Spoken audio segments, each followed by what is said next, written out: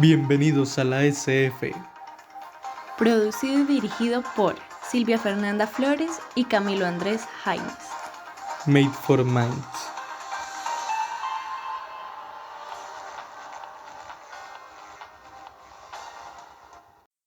Muy buenos días, doctora Diana Milena Maldonado. ¿Cómo se encuentra el día de hoy? Buenos días, señor Diego. Encantada de estar aquí el día de hoy. La doctora Diana es abogada de la Universidad Pontificia Bolivariana, especialista en políticas migratorias y magíster en ciencias políticas de la Universidad Externado de Colombia. Además cuenta con un gran catálogo de experiencia en el área. Ha trabajado como directora regional del CEPAL y actualmente es la directora ejecutiva de la Cruz Roja Colombia a nivel seccional. La doctora Diana hoy nos acompaña para hablar de un tema crucial para todos los países, para sus gobernantes y habitantes en pleno siglo XXI. Este tema es la migración y la importancia que esto ha tenido a partir del flujo migratorio que se ha generado en el mundo en los últimos años, tal cual es el caso de un país de gran atención y enfoque para nosotros, el cual vamos a ahondar, que es Canadá. Esto debido al aumento de ciudadanos de otros países que han decidido dejar todo y emigrar a este país en busca de una mayor calidad de vida. Para esto ahondaremos en cuáles son las actitudes, valores y acciones que necesitamos crear o fortalecer para afrontar el fenómeno de la migración y sus consecuencias. Para este propósito, esta entrevista está construida en dos ejes. El primero, que es la migración, y el segundo, cómo afrontar el problema de la migración. Doctora Diana, para iniciar con esta entrevista me gustaría preguntarle en primer lugar, ¿qué es la migración? Bueno, Diego, la migración se puede definir de múltiples formas, pero la más aceptada es la que utilizamos para nuestra labor social en el CEPAL, el cual indica que la migración es el cambio de residencia que implica el traspaso de un límite geográfico o administrativo debidamente definido. Si el límite que cruza es de carácter internacional, hablemos de frontera entre países, la migración se va a denominar como migración internacional.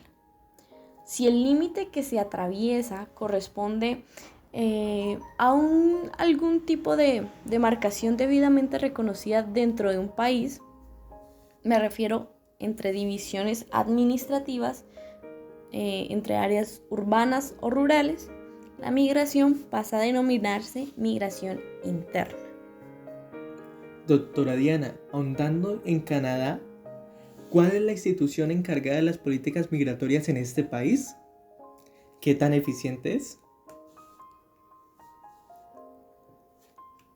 Realmente Canadá es un ejemplo en materia de migración a nivel mundial, puesto que su sistema está tan bien estructurado y con una gran funcionalidad que se tiene en cuenta dos instituciones, el IRCC y el IRB. El IRCC es Inmigración, Refugiados y Ciudadanía de Canadá, que son los encargados de facilitar la llegada de los inmigrantes, brindar protección a los refugiados y otorgarles la ciudadanía. De paso, este tiene un plus, que es emitir los documentos de viaje a sus ciudadanos. Y ahora, refiriéndonos al IRB, que es la Junta de Inmigración y Refugiados de Canadá, que es el tribunal más grande, el tribunal administrativo más grande independiente que tiene Canadá. Es el responsable de tomar las decisiones bien razonadas, claramente, en materia de inmigración y refugio. Este debe ser muy rápido, muy eficaz y de manera justa, de conformidad con la ley. El IRB decide, entre otras responsabilidades, quién necesite protección como refugiado entre los límites y los miles de solicitantes que vienen anualmente a Canadá.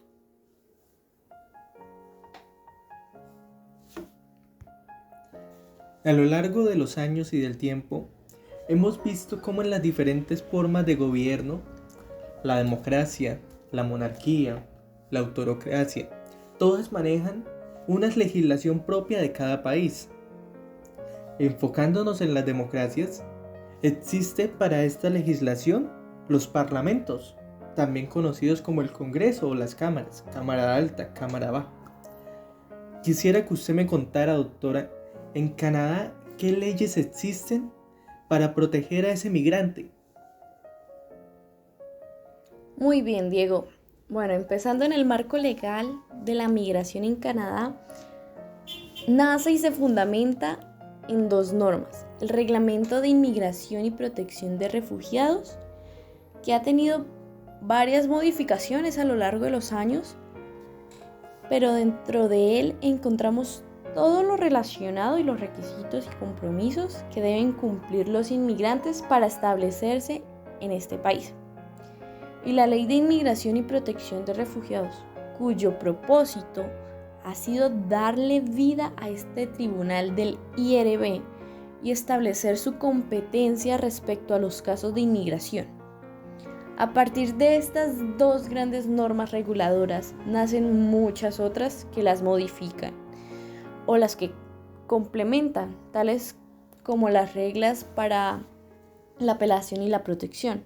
Actualmente, Canadá desarrolló un plan regulado, el cual le emite ir dando a conocer la ciudadanía y los principales interesados. Estas con proyecto en un esfuerzo de cooperación. ¿Existen instituciones privadas que guíen el proceso migratorio? ¿Cómo podemos saber que son legales? ¿Hay acaso algún colegio de consultores? Diego, sí las hay. Como dije anteriormente, Canadá en este tema de migración es el pionero y el más apto en estos casos. El gobierno de Canadá ha otorgado, escuchen muy bien que es una cifra exorbitante, 4,000 licencias de servicio a los consultores de inmigración y ciudadanía. Todos ellos son habilitados para ayudar con el proceso migratorio. Para consultar si un ente es válido, deberá usted ingresar al Colegio de Consultores de Inmigración y Ciudadanía, donde podrá ingresar el nombre de su consultor y el sistema le dirá si éste está o no autorizado. En estos momentos estamos viendo cómo se está empezando a tomar preponderancia unos movimientos antimigrantes. Estos se derivan de un prejuicio que está tomando fuerza en el área de la migración. Doctora, ¿qué opina usted de estos grupos? ¿Conoce alguno en específico? Para empezar, me gustaría citar a la Fundación Friedrich Ebert, el cual habla de las actitudes antimigrantes, que estas están dirigidas contra personas que son percibidas como extranjeras o inmigrantes sin necesidad de serlo. Realmente se trata de un prejuicio con 3 características fundamentales para este movimiento. Primero, la categorización como extranjeros. Eso es muy flexible. Segundo, depende del contexto político e histórico del país de acogida. Y finalmente, están estrechamente vinculadas a los elementos como el racismo y las actitudes antimusulmanas.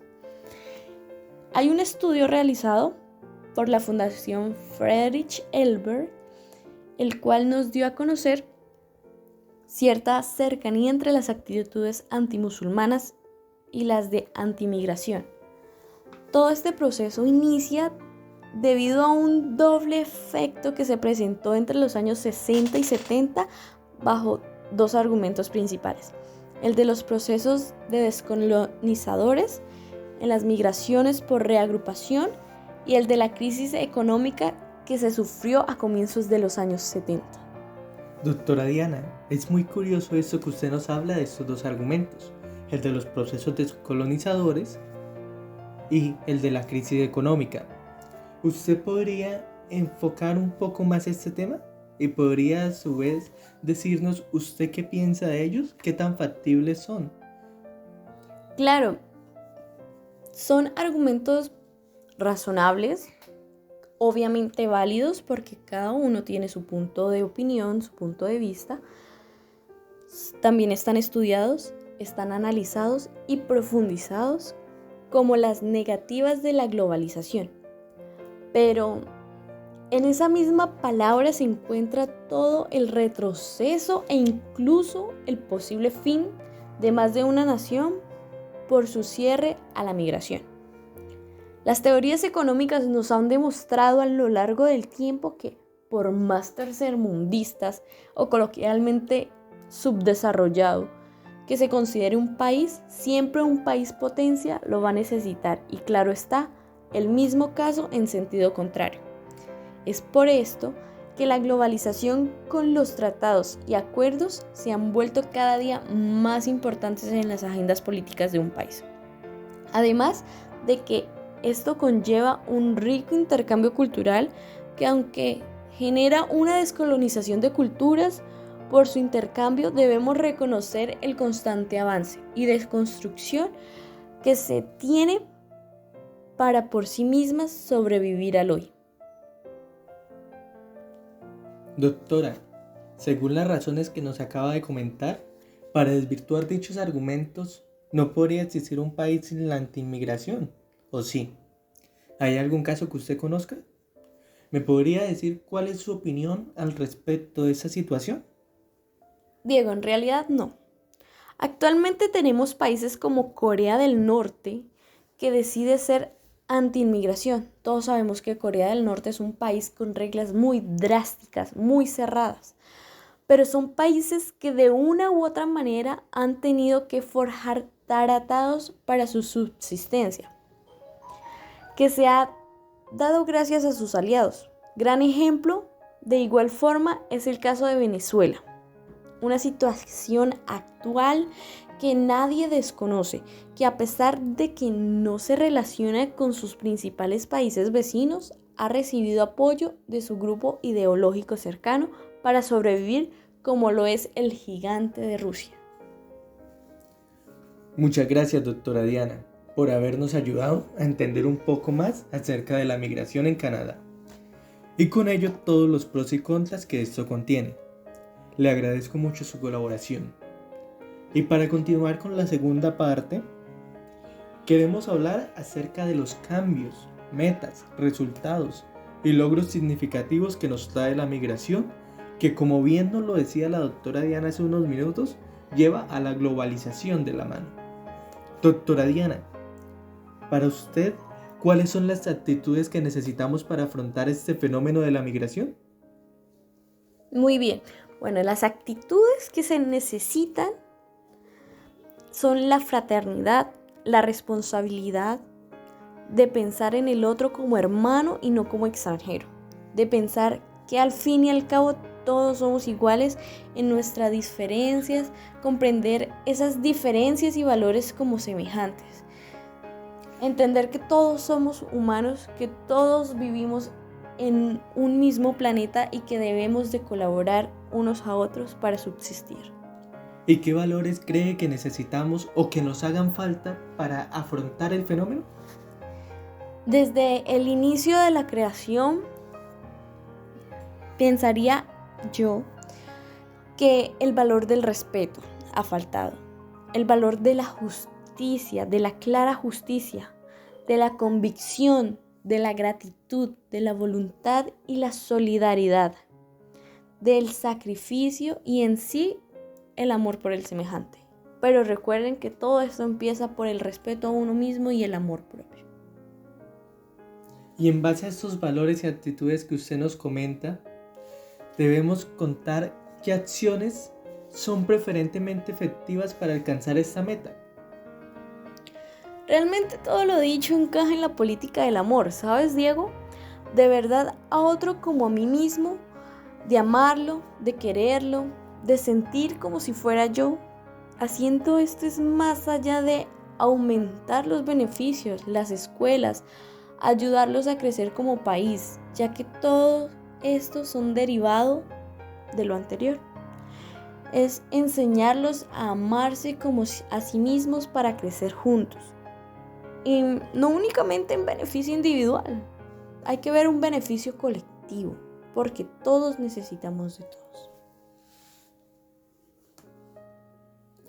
Muchas gracias, doctora Diana. El día de hoy hemos aprendido demasiado sobre la migración. Y eso en lo personal me ha dejado 3 saberes fundamentales. El primero, el otro inmigrante no es un enemigo, es un hermano. El segundo, debemos amar a todos como a sí mismos. Y no solamente porque así nos lo predica el Señor, sino para crecer como país, como región, como mundo. Y el último es que solos no podemos. Necesitamos del otro. Por eso debemos apoyarnos para crecer más y mejor.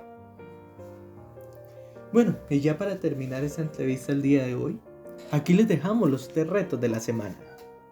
El primero, invita a comer a un hermano migrante. Y escúchalo, escucha su situación, conócelo y empieza a sentir con él, empieza a sentir como él. El segundo reto de la semana es, reúnete con tu familia, abrázalos, bésalos, demuéstrales el amor que tienes por ellos. Nunca está de más un buen mensaje de aliento, una buena palabra de te amo. Y por último, vamos a llamar a un familiar, a un amigo, que sea extranjero, que no viva en el país, que sea inmigrante. Y vamos a decirle, vamos a pedirle perdón por todos aquellos que lo han ofendido por ser extranjero, por todos aquellos que no han entendido que todos somos uno solo. Bueno, damas y caballeros, y eso es todo por hoy, y nos vemos en una próxima edición. Hasta luego, doctora Diana, que tenga un buen día. Hasta luego, Diego. Un placer haber estado con usted esta linda mañana.